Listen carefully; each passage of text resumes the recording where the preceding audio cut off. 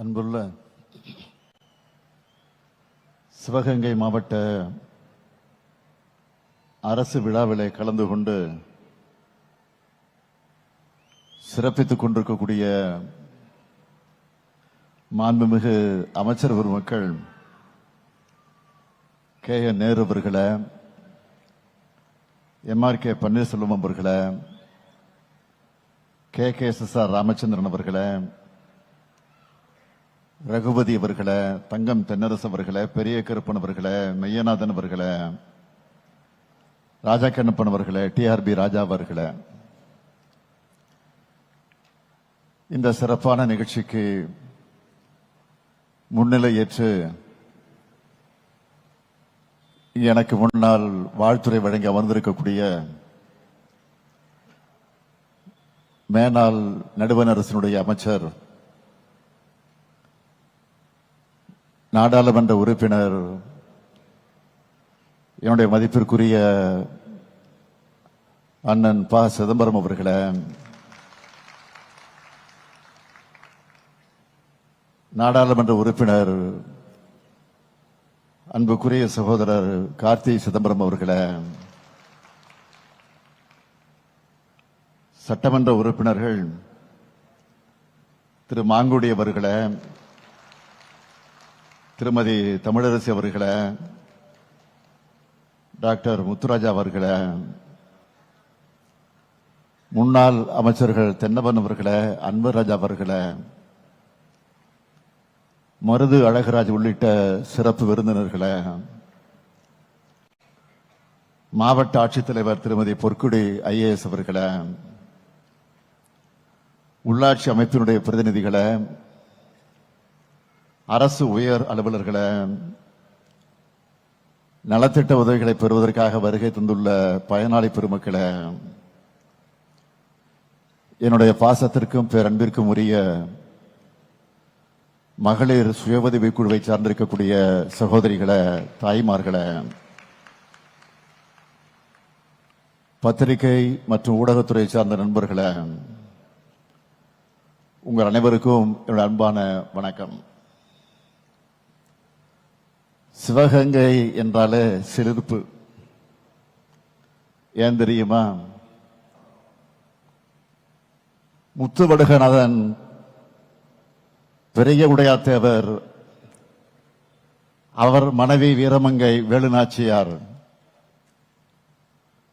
அவரது மகள் வெள்ளச்சி நாச்சியார்னு ஒரு குடும்பம் வாழையடி வாழையா ஆங்கிலேயர்களை எதிர்த்து நின்று தாய் நிலத்தை காத்த மண் இது. விடுதலை மற்றும் தியாகத்தின் அடையாளங்களா வாழ்ந்து இந்த மண்ணுக்கு உரமாகியுள்ள மருது சகோதரர்களை தந்த மண் அல்லவா சிவகங்கை. இவக மட்டுமல்ல,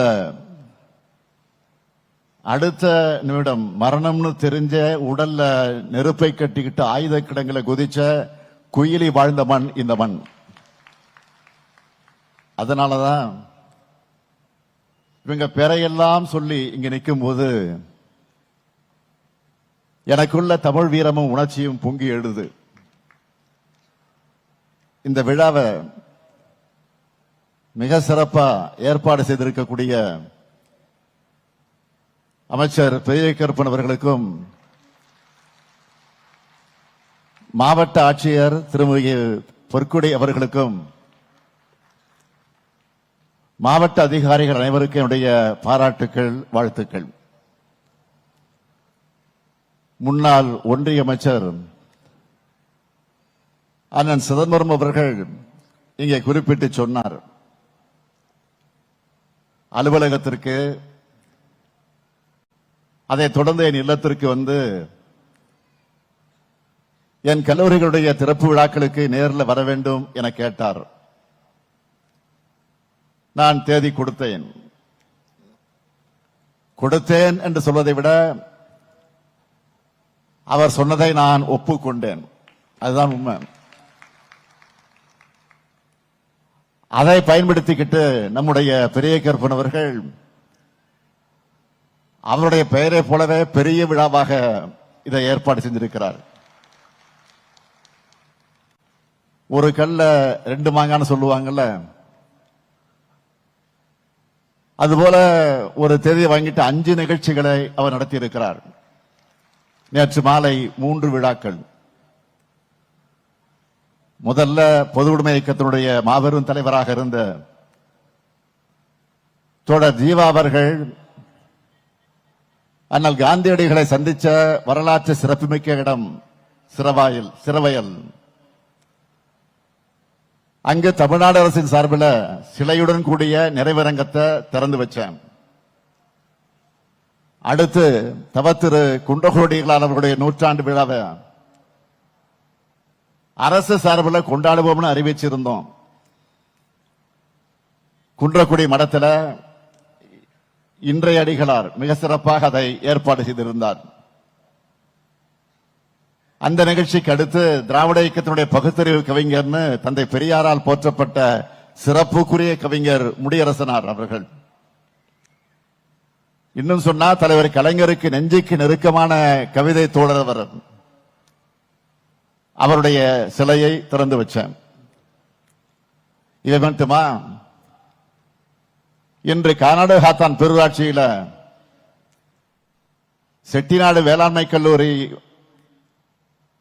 மற்ற ஆராய்ச்சி நிலையத்திற்கான புதிய கட்டடங்களை திறந்து வைத்திருக்கிறேன். 330 ஏக்கர்ல அந்த கல்லூரி அமைந்திருக்கு.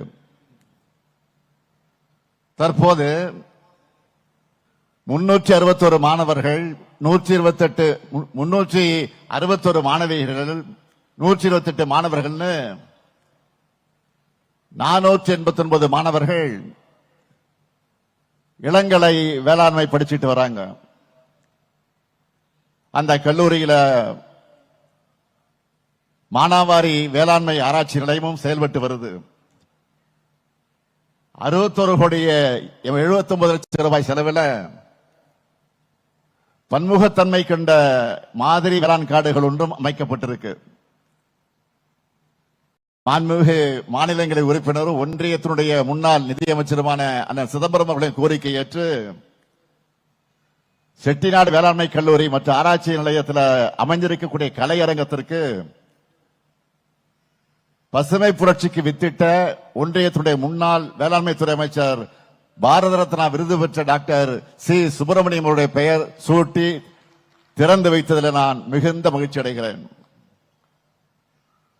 அடுத்து இங்கு காரைக்குடி வட்டம் கழனிவாசல்ல 100 கோடி ரூபாய் மதிப்பீட்டில் உருவாக்கப்பட்டிருக்கக்கூடிய சட்டக்கல்லூரியை திறந்து வச்சிருக்கிறேன். 19 ஏக்கர் பரப்பளவில் இது அமைஞ்சிருக்கு. 1300 மாணவர்கள் படிக்கக்கூடிய வசதியோடு இது அமைக்கப்பட்டிருக்கு. நம்முடைய அண்ணன் சிதம்பரம் அவர்களும் அமைச்சர் பெரிய கருப்பனும் நாடாளுமன்ற உறுப்பினர் கார்த்திக் சிதம்பரம் அவர்களும் எம்எல்ஏ மாங்குடி அவர்களும் இவருடைய கோரிக்கை ஏற்று இந்த 2 கல்லூரிகளையும் உரிய நேரத்தில் திறந்து செயல்பாட்டுக்கு கொண்டு வந்திருக்கிறோம். சும்மா உங்க தகவலுக்காக இன்னொரு செய்தியை நான் சொல்ல விரும்புகிறேன். ஒன்றிய அரசால் மதுரை எய்ம்ஸ் அறிவிச்சு இது தொடங்கி 11 ஆண்டுகளாகுது. இது உங்க தகவலுக்காகத்தான். அடுத்த நிகழ்ச்சி 32 கோடி ரூபாய் மதிப்பீட்டில் உருவாக்கப்பட்ட மினி டைடல் பூங்காவையும் திறந்து வைக்க போறேன். இப்படி பல்வேறு நிகழ்ச்சிகள் ஒருங்கிணைந்ததுதான் என்னுடைய சிவகங்கை பயணம்.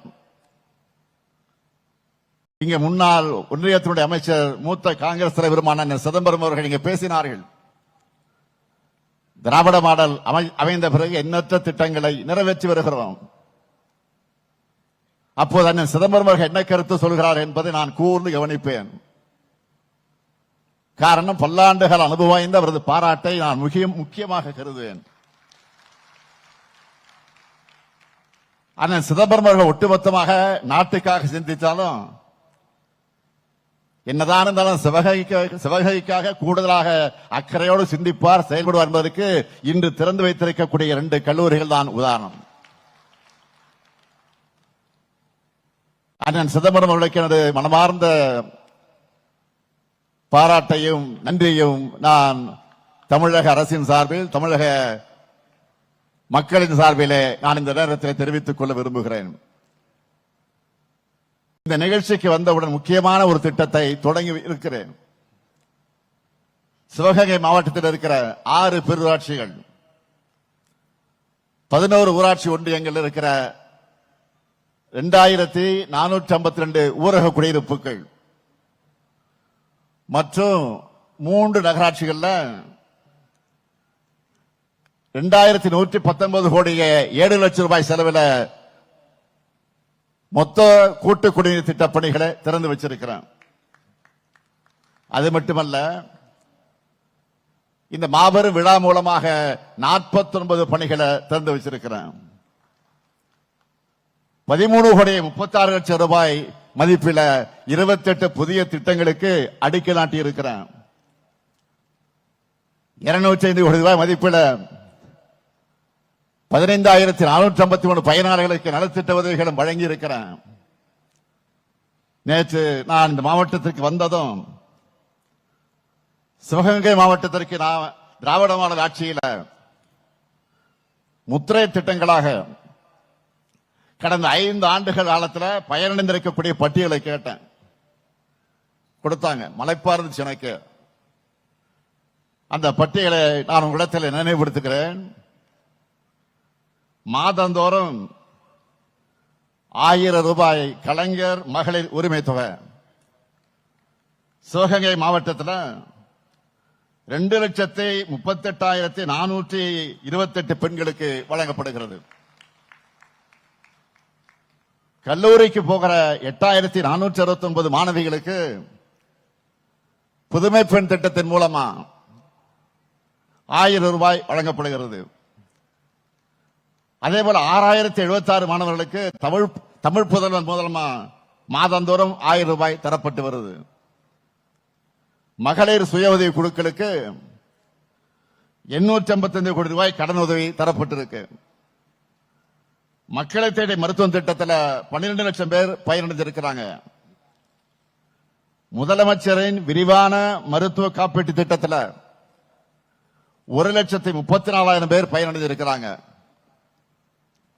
37,000 பள்ளி குழந்தைகளுக்கு காலை உணவு திட்டத்தில் சத்தான சுவையான உணவு தினமும் வழங்கப்படுகிறது.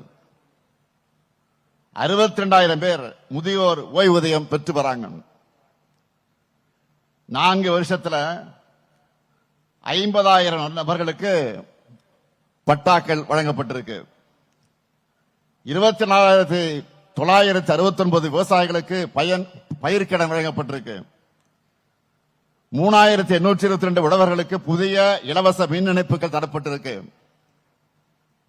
65 திருக்கோயில்கள்ல குடமுழுக்கு நடத்தி இருக்கிறோம். காரைக்குடி கழனிவாச கிராமத்தில் சிப்காட் வளாகம் அமைக்க நிலம் கையகப்படுத்தும் பணிகள் நடைபெற்று வருது.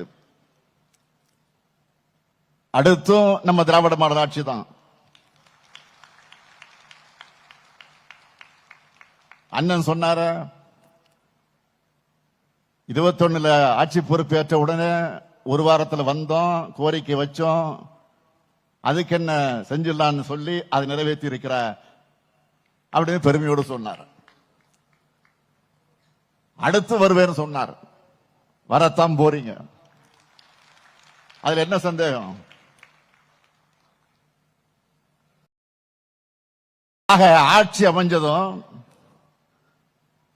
வரிசையா திறப்பு விழாக்கான பல பணிகளுக்கு நான் இப்ப அடிக்கல் நாட்டியிருக்கிறேன். மீண்டும் சிவகங்கைக்கு வந்து நிச்சயம் அதையெல்லாம் திறந்து வைப்பேன். நம்ம அரசோட திட்டமிட்ட செயல்பாடுகளால தமிழ்நாடு வளர்ந்திருக்கிறதுன்னு சொன்னா அது நான் சொல்லுகிற கற்பனை புள்ளி விவரங்கள் அல்ல. அதையெல்லாம் ஒன்றிய அரசு சொல்லுகிற புள்ளி விவரங்கள் தான். அவங்க அறிக்கையை மேற்கோள் காட்டித்தான் சொல்றேன். தமிழ்நாட்டோட வளர்ச்சியை விமர்சிக்கக்கூடிய ஆளுநர் அவர்கள் ஒன்றிய அரசை தான் போய் கேள்வி கேட்கணும். அதுதான் இன்றைக்கு இருக்கக்கூடிய நிலை. தமிழ்நாட்டுக்கு வந்த பிரதமர் அவர்களும் தமிழ்நாடு வளர வேண்டும் என்று பேசியிருக்கிறார். தேர்தலுக்காக பல்வேறு ஆதாரமற்ற குற்றச்சாட்டுக்களை எல்லாம் பேசிட்டு போயிருக்கிறார். 2 நாட்களுக்கு முன்ன ஒன்றிய அரசுடைய பொருளாதார அறிக்கை வெளியாகி இருக்கு. ஒன்றிய அரசுடைய பட்ஜெட்டுக்கு முன்னதான் இந்த அறிக்கை வந்திருக்கு. அதிலேயும் தமிழ்நாட்டை மனம் திறந்து பாராட்டி இருக்காங்க. புதிதாக தொழில் தொடங்குறத ஊக்குவிக்கும் நடவடிக்கையை தமிழ்நாடு அரசு மேம்படுத்தி இருப்பதா ஒன்றிய அரசு பாராட்டி இருக்கு. உற்பத்தி துறை வேலை வாய்ப்புல தமிழ்நாடு முதலிடம் ஒன்றிய அரசின் பொருளாதார அறிக்கை பாராட்டுது. பெண்களுக்கான வேலை வாய்ப்பை பெருக்கும் திட்டங்கள்ல தமிழ்நாடு தீட்டி இருக்கு. இது மற்ற மாநிலங்களுக்கு முன்னோடின்னு பெருமையா சொல்லியிருக்காங்க. இந்த அறிக்கையை மாண்புமிகு பிரதமர் அவர்களும் மாண்புமிகு ஆளுநர்களும் படிக்க வேண்டும் என்று நான் கேட்டுக் கொடுக்கிறேன். படிக்காம எந்த நிகழ்ச்சிக்கும் போயிடாதீங்க. நீங்க கொடுக்கிற அறிக்கை தான் அது. உங்க ஒன்றிய அரசு தந்திருக்கக்கூடிய அறிக்கை. தமிழ்நாட்டுக்கான தொழில் முதலீடுகள் வேறு மாநிலத்துக்கு போயிடுச்சுன்னு குற்றஞ்சாட்டி ஆளுநர் அவர்கள் குற்றஞ்சாட்டி வரக்கூடிய நிலையில தான் ஒன்றிய அரசின் அறிக்கை தமிழ்நாட்டை இன்றைக்கு பாராட்டி இருக்கு. சிவகங்கை கிராமங்கள் நிறைந்த மாவட்டம். உங்ககிட்ட ஒரு முக்கியமான விஷயத்தை பத்தி சொல்ல விரும்புறேன். கிராமப்புற பொருளாதாரத்தோட முதுகெலும்பா இருந்து வந்த மகாத்மா காந்தி பெயரில் அமைந்துள்ள 100 நாள் வேலை திட்டத்தை ஒன்றிய பாஜக அரசு காலி பண்ணிட்டு வேற பேர்ல புது திட்டத்தை கொண்டு வந்திருக்காங்க. நீங்க எல்லாருமே கேள்விப்பட்டிருப்பீங்க. அவங்களுக்கு மகாத்மா காந்தியும் பிடிக்காது, மக்கள் நல்லா இருந்தாலும் பிடிக்காது. அதான் இப்படி பண்றாங்க. இதை எதிர்த்து திமுக சார்பில், காங்கிரஸ் கட்சியின் சார்பில், ஏன் பல்வேறு கட்சிகளின் சார்பில் தமிழ்நாடு முழுக்க ஆர்ப்பாட்டங்கள் நடைபெற்றிருக்கிறது, நடத்தி இருக்கிறோம். நாடாளுமன்றத்தில் நம்ம கூட்டணி எம்பிக்கள் தீவிரமாக எதிர்த்தாங்க. இப்போ கொண்டு வந்திருக்கக்கூடிய புதிய திட்டத்தை பற்றி குடியரசுத் தலைவர் உரையை முன்வச்சு முன்னாள் நிதியமைச்சர் அண்ணன் சிதம்பரம் அவர்கள் சில முக்கியமான கேள்விகளை எல்லாம் எழுப்பியிருந்தார். குடியரசுத் தலைவர் உரைனா அது பாஜக அரசினுடைய உரைதான். அவங்களை நோக்கித்தான் இந்த கேள்வி.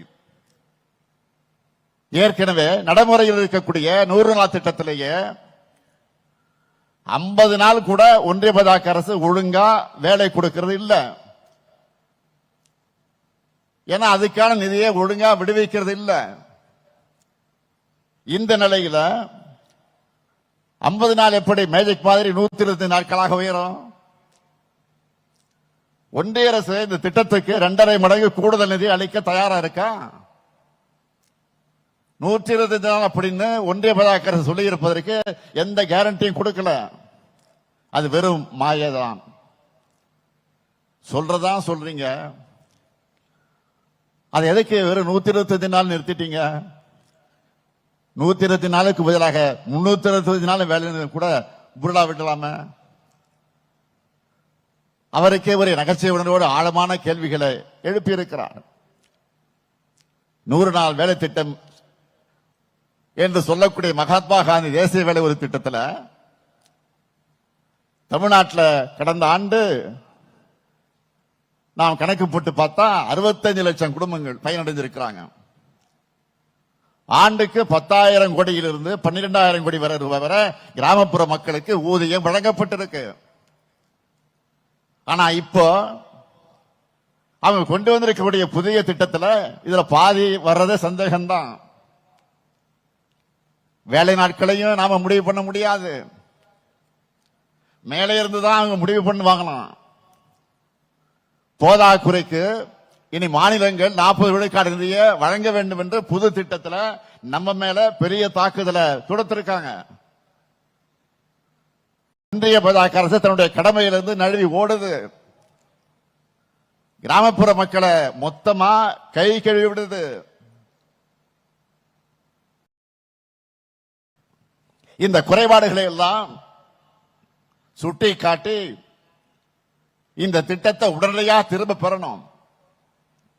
மறுபடியும் பழைய திட்டத்தை மகாத்மா காந்தி பேரிலேயே தொடர வேண்டும் என்று சட்டமன்றத்தில் நாம தீர்மானம் போட்டிருக்கிறோம். மக்களின் குரலுக்கு ஒன்றிய பாஜக அரசு கட்டாயம் செவிசாய்க்கணும். இல்லைன்னா 3 வேளாண் சட்டங்கள், சாதிவாரி மக்கள் தொகை கணக்கெடுப்பு போல இதிலேயும் மக்கள் துணையோடு உங்கள் முடிவை வாபஸ் பெற வைப்போம். தமிழ்நாட்டுக்காக குரல் கொடுக்க முடியாத 10 தோல்வி பழனிசாமி அவர்கள் நம்ம அரசு செஞ்சிட்டு இருக்கக்கூடிய திட்டங்களை காப்பி அடிச்ச புதிய வாக்குறுதிகள் அள்ளி வீசிட்டு இருக்காரு. இப்போ அவர் ஆட்சிக்கு வர போறதில்லை, அது வேறு விஷயம். அப்புறம் நேரத்தை வீணடிச்சிட்டு இருக்கான்னு தெரியல. ஏற்கனவே அதிமுக தேர்தல் அறிக்கையில சொன்ன எந்த வாக்குறுதியும் தன்னுடைய ஆட்சி காலத்தில் அவர் நிறைவேற்றல. 2011 அதிமுக தேர்தல் அறிக்கையில் என்ன சொன்னாங்க தெரியுமா? 2011 சென்னை முதல் கன்னியாகுமரி வரை கடலோர சாலை திட்டம்னு சொன்னாங்க, செஞ்சாங்களா? தென் தமிழ்நாட்டில் ஏரோ பார்க்னு சொன்னாங்களே, செஞ்சாங்களா? 58 வயசு மேற்பட்டவங்களுக்கெல்லாம் இலவச பஸ் பாஸ்னு சொன்னாங்க, அதை பத்தி வாயை திறக்காதவங்க தான் இப்போ அடுத்த செட் பொய்ய வாக்குறுதியை வழங்கியிருக்காங்க. 2016 அதிமுக தேர்தல் அறிக்கையில சொன்னதாவது பழனிசாமி அவர்களுக்கு நினைவில் இருக்கா? அனைத்து ரேஷன் அட்டைதாரர்களுக்கும் செல்போன் வழங்கப்படும் சொன்னீங்களே, எங்க அந்த போன்? பேருந்து நிலையங்கள், பெரிய பேருந்து நிலையங்கள், வணிக வளாகங்கள், பூங்காக்கள் போன்ற பொது இடங்கள்ல இலவச வைஃபை சொன்னாங்களா? பிறகு அதை பத்தி பேச்சு மூச்சு இல்லையே. அனைத்து ஊராட்சிகள்லையும் அம்மா இருசக்கர வாகன பழுதுபார்க்கு பயிற்சி மையம் உருவாக்கப்படும் சொன்னாங்க. சொன்ன அவங்களுக்கே அது இப்போ மறந்து போச்சு.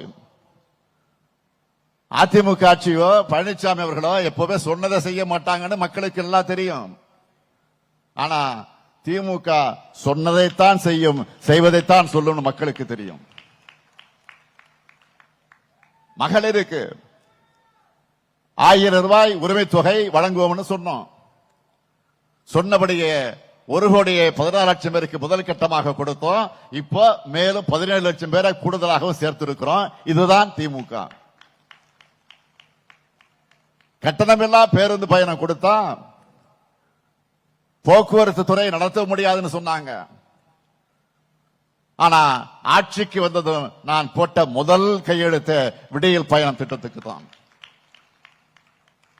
இதனால மாதந்தோறும் 1000 ரூபாய் பெண்களுக்கு மிச்சமாகுது.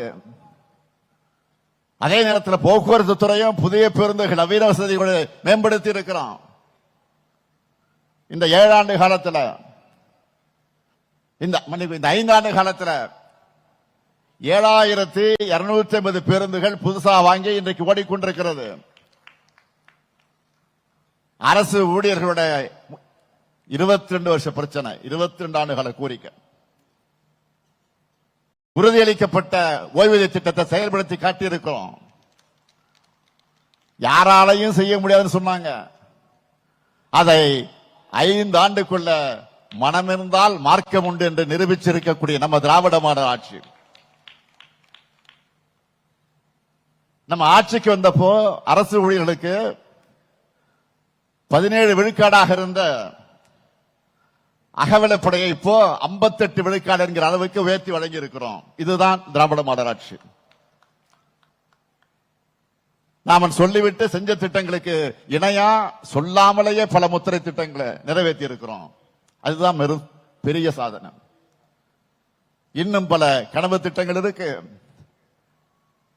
அவற்றை நிறைவேற்றும் வாய்ப்பு திராவிட மாடல் 2.0 தமிழ்நாட்டு மக்களான நீங்க எனக்கு வழங்குவீங்கன்னு எனக்கு நம்பிக்கை முழு அளவுக்கு இருக்கு.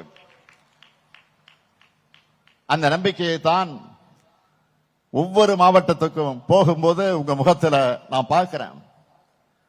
மக்கள் மகிழ்ச்சியே என் மகிழ்ச்சி. தமிழ்நாட்டின் வளர்ச்சியே என் மகிழ்ச்சி. வெல்வோம் ஒன்றாக. நன்றி, வணக்கம்.